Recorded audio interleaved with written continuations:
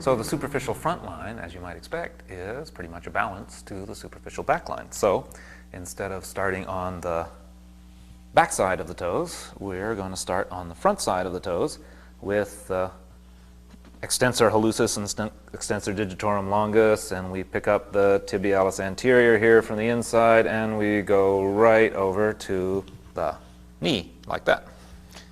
But hey, does that look like it? Especially if you look at it from the side? No, not quite. Because if we had muscles that went like that, they'd have great leverage on our toes, but they would, we'd have to have skin that went all the way out around to here.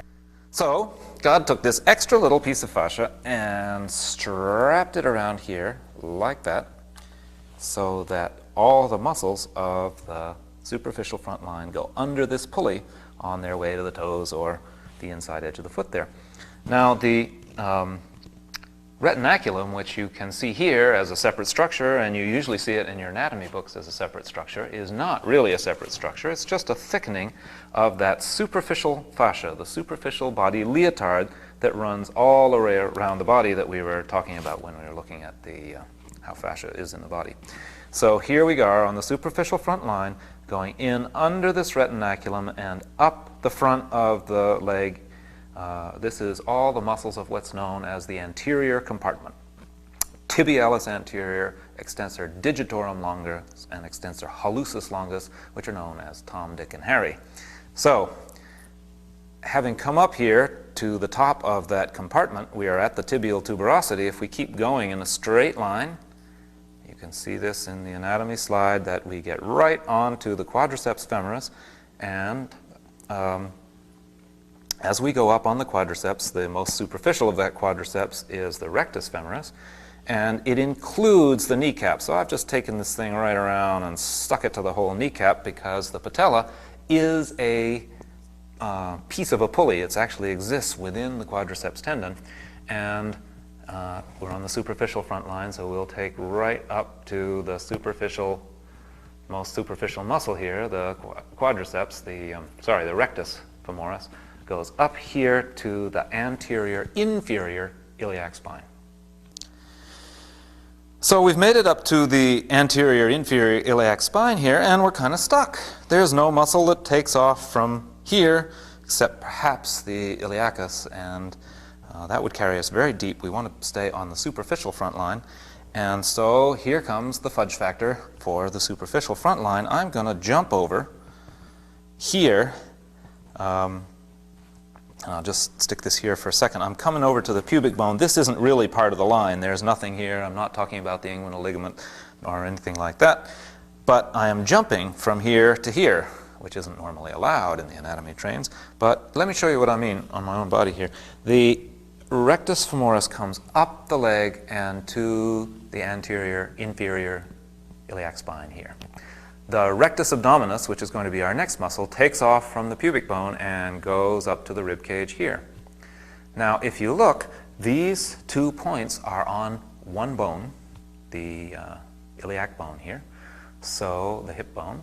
So if I tighten the rectus femoris, I'm going to pull down on the rectus abdominis. For every millimeter that this shortens, this has to lengthen. And conversely, if I tighten the rectus abdominis, I am going to pull the rectus femoris into greater length. Okay?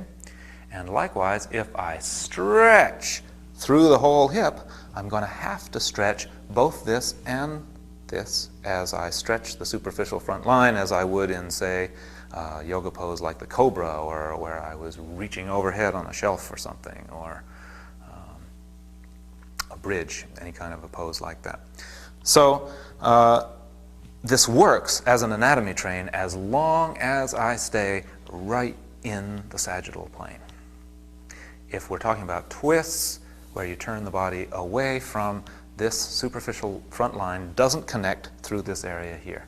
But if you're talking about a connection through the sagittal plane, through the plane of right through the front of the body, then the next piece, the rectus abdominis muscle, which comes up here to the fifth rib, and coming from the pubic bone, you can see the linear connection between these two. And as we come up onto the fifth rib, we get on to the sternalis fascia that runs under here. You can see this in the Vesalius slide from way back when, and also in the modern slides here. And the sternalis fascia carries you right up the sternal bone to the top of the sternal manubrium. Who takes off from here? The obvious muscles when you got up here to the sternum to keep going right up the front of the body would be these sternohyoid muscles. But look at the anatomy slide and you will see that these muscles actually go behind the sternum. And what muscles keep going on the superficial front plane?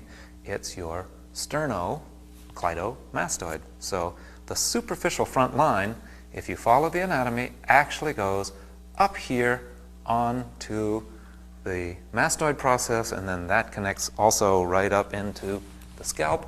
We'll give this one a little trim also. I suppose keeps right on going over the top, but for our purposes it will stop there. And now you can see the balancing answer to the superficial back line is the superficial front line, which balances it all the way up to, let's stick that down, to the the top of the rib cage here, and then look what happens. Look what happens. The superficial front line goes to the back, and in fact goes behind the atlanto-occipital joint where the head is joined to the neck. The result of this is if I tighten the sternocleidomastoid on this side, on both sides, I'm going to do this to the neck. If I tighten the superficial back line, I do this. If I tighten the superficial front line, I do this. So is it any wonder that this is one of the most common postural faults that you can see? Because the superficial front line and the superficial back line both pull the neck into hyperextension, which is something that we always are working on to try to get this to happen. And we're going to see that the only line that really counterbalances this and takes your neck into flexion is the deep front line. So at the, as we look at this superficial front line and we come to understand it, there's a piece about how people react to fearful situations that becomes really clear. If you, and you can see that here in the slide, if you stand behind somebody and surprise them, in this case somebody fired a blank gun behind this gentleman, before he was standing like this and after he was standing like this. So he was shortening the front of his torso and he was shortening the back of his neck. Now, when you see the superficial front line as a whole, you can see what this is. It's a shortening of the superficial front line. The reaction to stress is to return toward the fetal position, is to shorten the superficial front line and protect your body. But shortening the superficial front line shortens the front of the body up to here and then shortens the back of the neck, because that's the way the line runs. To recap then, from the top of the toes, underneath the retinaculum at the ankle, up the anterior compartment of the leg, through the kneecap, up the front of the thigh to the pelvis, jumping across to the rectus abdominis, up the chest on the sternalis fascia, onto the sternocleidomastoid, all together running up the front of the body in the superficial front line.